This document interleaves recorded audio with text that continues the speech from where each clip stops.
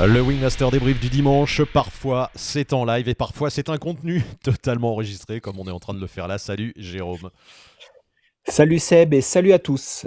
Bon, j'ai mis du jaune pour faire un peu soleil, pour faire un peu, on se Oui, oui, réchauffe dans c'est le clair. cœur. C'est bronzé. D'habitude, c'est vrai que c'est et chaque année on fait des débriefs en rapport avec la Réunion parce que c'est vrai que je pars chaque année à la Réunion Oui, pour voler à cette époque et là cette année non. Donc on va parler pas de chaleur et comment on vole géo, au soleil neige. et l'année dernière on avait même rencontré, si tu te souviens, un des créateurs du parapente, du vol de pente, Oui, oui, Jean-Claude tout à fait. Ouais, ouais. Bétan. Là, c'était voilà, vous pouvez revoir ça dans les épisodes de la saison dernière. C'était hyper intéressant. Il y avait 3 épisodes, donc c'était une façon de, pendant les vacances, de voler un peu et de se faire plaisir. Mais cette année, on est là dans le froid, Jérôme. Enfin, je dis on est là. Moi, je suis là. Et toi, de toute façon, t'es Il fait toujours du froid côté de partout. Saint-Hilaire. Il fait froid partout. Et on va parler justement du froid et de l'hiver, de Entre autres. qu'est-ce qu'on Ouais. fait en parapente pendant l'hiver. Alors évidemment, il y a des gens qui volent. On le voit sur les pistes de ski, ça décolle. On va peut-être parler des contraintes, du froid, comment on se couvre, etc. Peut-être commençons par ça, Jérôme. C'est vrai que dans les stations, on voit de plus en plus des parapentistes. Alors il y a des biplaces, mais est-ce qu'on a le droit de voler n'importe où et comme on veut? Comment ça marche? Alors, bah non, on fait pas ce qu'on veut. Alors si on est, on va dire, si on est en ski de rando, par exemple, on va faire une balade en ski de rando et tout, et on pourrait tout à fait redescendre en volant.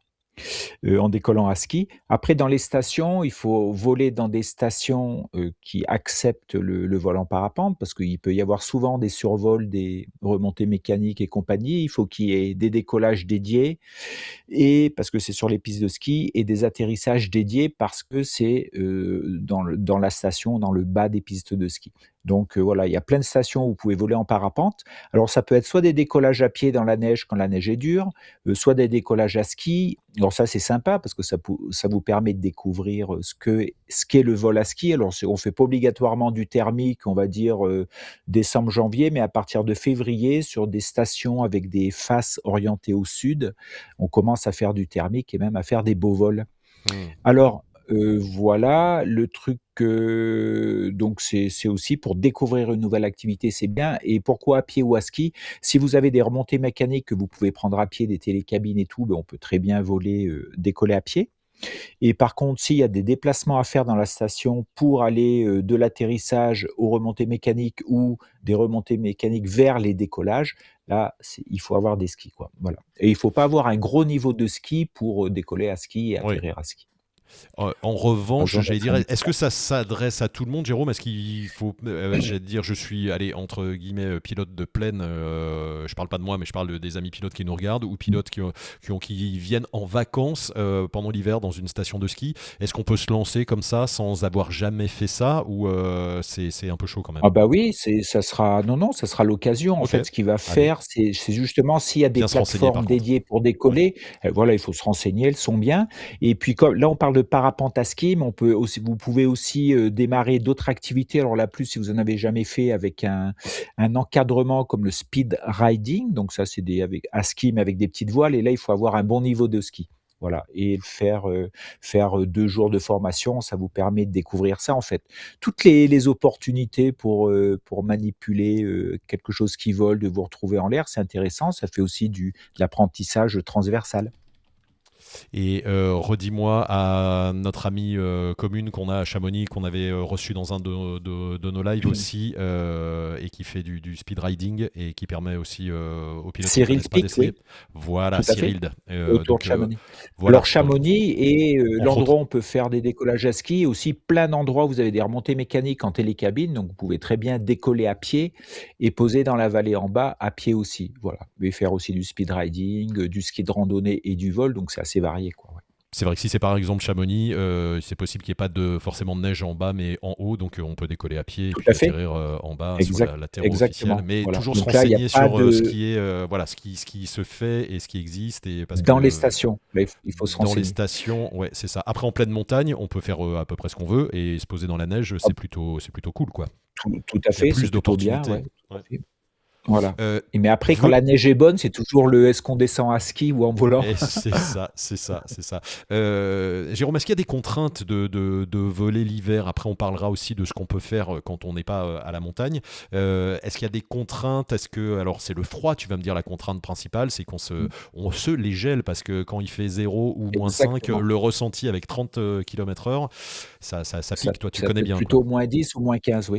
Et Ouais. je pense à un truc déjà, si vous volez à ski, bah, si vous avez l'habitude de voler en cocon, toute l'année ou toute la saison, bah, là, il va falloir, prendre une sellette, assise puisque vous allez Ah, les vous skis, ça déplacer rentre avec pas. votre sellette à ski et décoller et les skis, ça va être on va avoir du mal à les mettre dans le cocon. Donc ça, c'est une particularité aussi. Et oui, comme tu le dis, en ce moment-là, nous, on vole, autour de Saint-Hilaire, c'est thermique, c'est très bon. La masse d'air est très instable. Il fait beau, mais il fait environ -5 degrés au décollage, ce qui fait qu'en température relative, on est plutôt dans les -10, donc il fait très froid. Donc au bout d'une demi heure de vol, si on fait du thermique, il faut quand même être correctement équipé parce que là, c'est des coups, avoir des onglets, aux mains carabinés, avoir très froid aux mains, donc plus avoir de sensibilité, avoir froid aux pieds aussi. Donc là, le cocon peut protéger à pied, peut mieux protéger si on décolle à pied. Voilà, donc il y a plein de sites où on décolle à pied l'hiver, hein, il y a pas de problème. Et donc, pour les gants, donc il faut avoir des gros gants, il faut pas avoir des gants serrés. On fait maintenant des gants chauffants avec des petites batteries, ça marche très bien. Ça va vous permettre d'avoir, 2-3 heures, d'autonomie avec les mains chaudes, ce qui est indispensable. Voilà, là j'ai des gros gants avec peut-être des sous-gants, plutôt des moufles. Il y en a qui utilisent des manchons, donc une espèce de moufle plutôt solidaire de la poignée et on va mettre sa main à l'intérieur avec un petit gant. L'inconvénient des manchons, c'est compliqué de piloter aux arrêts et c'est compliqué de faire des tours de frein, par exemple, mais ça Aux protège bien du arrières. froid. Ouais. Voilà. Merci. Ensuite, au niveau Oui. de l'équipement des Ouais. fringues, alors là, c'est pareil, c'est fréquente. Moi, j'ai une petite, doudoune, avec une batterie qui me permet de parce qu'après on est obligé d'avoir du gros volume en fait, du duvet et cetera et on est assez en ayant des vêtements, chauffant, on peut avoir moins de volume de fringues, Oui. donc être plus à l'aise pour bouger. Mais oui, il faut une grosse doudoune, il faut une cagoule, même avec le cocon, il faut bien protéger nos jambes avec des pantalons chauds et des chaussures pas serrées, des grosses chaussures et si on n'a pas des grosses chaussures, on peut mettre ses pieds dans des sacs en plastique, ça marche très bien puisque comme ça, même si vous avez chaud et que vous transpirez, ça ne s'évapore pas, donc vous ne refroidissez pas. Après, il y a plein de sites où ça vole aussi pendant l'hiver et on n'est pas en montagne. Oui, Des sites de soaring, des sites voilà, où il y a du alors dynamique qui permet de tenir, où il y a même du thermique pendant l'hiver, hein. tout à fait, là, on peut voir en ce moment des pilotes qui volent, en bord de mer dans le nord de la France et là, ils sont sur du dynamique pur. Alors c'est pas en brise, mais c'est plutôt en vent météo. Si le vent météo est pas fort, ça fait de très beaux vols et cetera, mais ça peut cailler, il faut se protéger et si vous voulez faire, du thermique, donc soit en montagne si la masse d'air est très instable, soit si vous avez la possibilité de vous déplacer, si vous allez dans le sud-est de la France, donc les sites comme Gourdon, Gréolières, Saint-Vallier-de-Thiers, Roquebrune, tous ces coins-là, eh ben, c'est parfait pour voler avec des conditions thermiques et donc du cross. On peut faire du cross, on peut se balader, voler 2 à 3 heures par jour. Il fait froid, mais pourquoi ça marche? Parce il y a un énorme contraste entre la terre où il fait très froid et le bord de mer qui est un peu plus tempéré. Donc l'hiver, c'est plutôt très bien parce que ça vous permet d'avoir de très bonnes conditions thermiques pour voler. Donc c'est une bonne destination l'hiver quand il fait pas très beau, dans les Alpes ou dans le Nord, c'est si vous avez la possibilité de descendre quelques jours, dans le sud-est de la France pour voler dans de bonnes conditions et continuer à vous entraîner, à progresser et cetera, à faire de la durée de vol. Ouais, parce que pendant l'hiver, alors là, on aborde un autre sujet. Oui, On peut parler de l'étranger aussi. Il y a des bien destinations sûr. proches. On peut parler de Tunisie, Maroc. On peut parler Espagne aussi, hein, Tenerife, Espagne, le Portugal, et cetera. ouais. Alors, on va dire que les conditions ne vont pas être garanties, mais vous pouvez Ouais, bien avoir des sûr. bonnes conditions de thermique, sud du Portugal, au Maroc aussi, ça vole bien l'hiver, sur le bord de mer avec des mix entre, dynamique, thermique.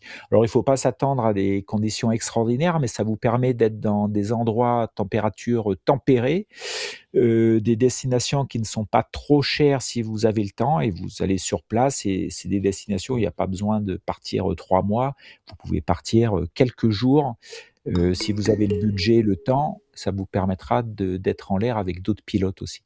Bon, et outre, alors bon, on n'a pas les moyens de partir, on Mmh. n'habite pas près d'un site, ou alors on n'a pas envie de voler aussi quand il fait trop froid parce qu'on se les Bien caille. sûr, Qu'est-ce qu'on peut faire pendant l'hiver, Jérôme? Alors on a fait un épisode sur la révision, c'est l'occasion de faire bien réviser son sûr. matériel, c'est maintenant, hein, c'est la grosse période pour Oui, les parce que entreprises là, de révision, là, c'est pour voilà les le ateliers. moment où on utilise un peu moins les voiles, donc on peut ne pas s'en servir pendant un mois et en profiter pour faire une révision. On a dit pour au niveau du matos, on peut aussi en profiter pour replier son parachute de secours, au moins voir comment il fonctionne, comment on le replie. On peut faire ça chez soi, hein, il y a avec, en suivant des tutos, c'est pas très compliqué, en le remettant dans la sellette, peut-être en s'accrochant sur sa sellette et en faisant des lancers de secours ou en profiter dans les clubs aussi. L'hiver, ils font pas mal de on va dire, de conférences, de moments de rencontres, de discussions, de pliage de parachutes de secours. Donc voilà ce qu'on peut faire. On peut aussi faire du gonflage. Si vous êtes dans votre coin, vous avez un terrain avec, un peu d'air, hein, environ 15-20 km/h de vent, vous allez pouvoir continuer à sortir votre voile, à faire un peu de gonflage et à vous, on va dire, rester en contact avec votre matériel, rester en contact avec vos sensations, améliorer vos techniques, essayer des trucs. Donc c'est aussi possible, de manipuler la voile hiver.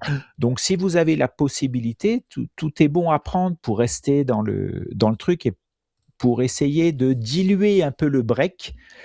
Ça peut être bien, plutôt que faire que des gros breaks, parce que si on fait des gros breaks, le moment où on redémarre, bah, il faut un petit peu de temps, il faut quelque chose de tempéré, nuancé et cetera. Alors que si on a été en contact pendant l'hiver, on a eu la possibilité de manipuler sa voile et tout, ça va nous permettre de démarrer, plus facilement, quoi. Voilà, sans, des grosses, remises en question ou de reprises techniques, quoi. Voilà. Bien sûr, après, du gonflage, c'est toujours utile aussi. Bien sûr. Ça peut servir voilà, sur des pentes écoles, par exemple. On progresse toujours de Oui, faire du tout à fait. gonflage, Jérôme. Pente-école, C'est même un peu sur des frustrant terrains plats. des fois de faire que du gonflage. On a envie d'aller Oui, voler, mais mais on alors, peut pas. quand Mais quand il y on a un dit intérêt. si voilà, si vous avez de l'expérience, il faut faire du gonflage, donc il faut du vent, en fait. Si vous n'avez pas d'expérience ou très peu de vol, tout est bon à prendre, même de la pente-école sans vent où vous allez peaufiner le gonflage, vous allez, améliorer ou bien prendre conscience de vos courses d'envol et cetera, donc c'est toujours bon à prendre. Si vous avez de l'expérience, pour pas que, de l'expérience de vol, si pour pas que la pente-école, courir dans la pente, soit, on va dire, fatigant ou vous ne vous motive pas, il faut le faire quand il y a du vent pour jouer dans le vent, en fait, voilà. Donc ça, c'est intéressant, c'est avec l'expérience, c'est de jouer dans le vent, essayer des techniques de gonflage, être à l'aise avec la puissance de la voile et cetera. Ça vous donnera beaucoup d'aisance pour la suite. Merci, Jérôme. Comment tu envisages, toi, l'hiver? Toi, tu bosses, toi, tu fais des vols un peu Alors, perso aussi, ça arrive. bien sûr, Est-ce que tu te sers de l'hiver? Alors, tu dis qu'il y a des conditions thermiques, c'est quand même assez étonnant d'avoir des conditions thermiques en ce moment, ou oui, est-ce que ça c'est particulier, quoi? ben, non, non, c'est en fait, Ok. c'est quand on dit thermique, ça dépend de la masse d'air, en fait. Donc c'est pas une question de froid, en fait. Donc là, je suis sur Saint-Hilaire, bah, aujourd'hui, ça volait à peu près il y avait un créneau en thermique de pas loin de 3 heures en temps, hein, de midi à 15 heures, ça volait. Ça montait assez haut en thermique, il y avait pas beaucoup de vent, il faisait très, très froid. En fait, c'est le gradient, la différence de température entre en bas l'atterrissage et le décollage qui fait que la masse d'air va être instable. Le ciel était plutôt clair, donc des petits échauffements sur les falaises est-sud-est suffisent à générer des bonnes ascendances. Et on peut même envisager, je crois qu'il y a 3 jours, on pouvait faire 30 à 40 kilomètres quand même en cross, hein, le long du relief. Ah oui, quand même. Voilà, donc c'est du ça peut être du vrai vol, en fait, hein. Donc soit on alors moi je prends ça, comme tu me posais la question, moi personnellement, je prends ça parce que j'aime bien voler, continuer à voler. En plus là j'ai essayé, ça me permettait d'essayer d'autres voiles et de rester dedans, de crosser dans des conditions un peu plus particulières où il fait froid, où on a tendance à s'endormir.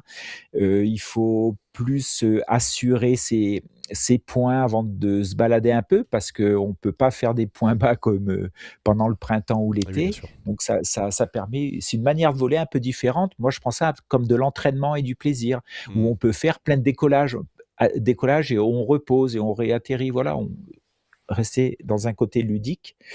Je pense donc ça c'est la, on va dire, la technique. Il y a des gens qui en profitent pour faire des marches et vols. Donc, de remonter à pied, pareil pour continuer à faire une activité sportive et puis de redescendre en volant, ça se fait très bien. On en voit beaucoup ici, qui en font régulièrement, donc ça, c'est bien. Que et alors après ça, c'est tout ce qui est technique, en fait. Après, n'oubliez pas que, pour rester en contact, ça peut être aussi visualiser des images. Alors soit ces images à soi, pour revenir un peu dessus, pour regarder ce qu'on a fait, pour débriefer un peu. Par rapport au live qu'on a fait, c'est regarder, en profiter pour regarder les points qu'on aimerait améliorer, pour les prochaines fois. Donc essayer de les cibler un peu, d'en prendre conscience.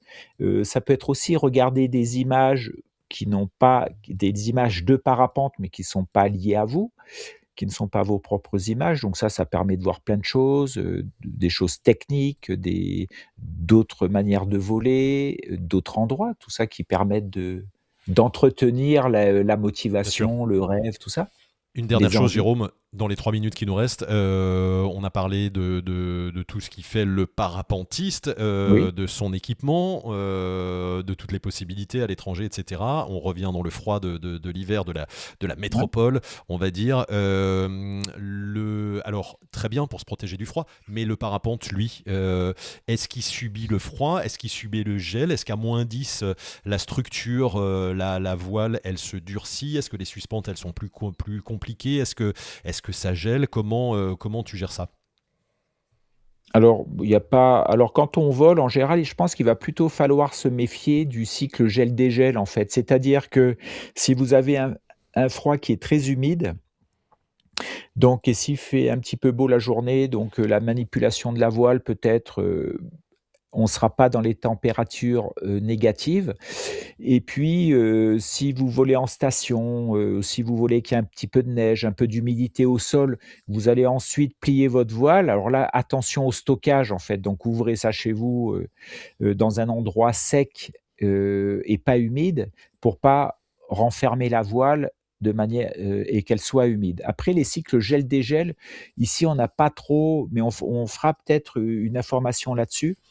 En France, on n'a pas trop de, à mon avis ou de mes connaissances, trop de brouillard givrant dans lequel on vole et qui pourrait givrer la structure en fait, Ouais. l'humidité qu'il y a dans les suspentes dans la voile, et ça pourrait peut-être, transformer, comme quand les voiles sont mouillées, la manière dont on vole les voiles. De toute Mais façon, on n'est là, pas on censé a, passer dans le brouillard ou dans les choses opaques, hein. voilà. Dans les nuages, on est d'accord, hein.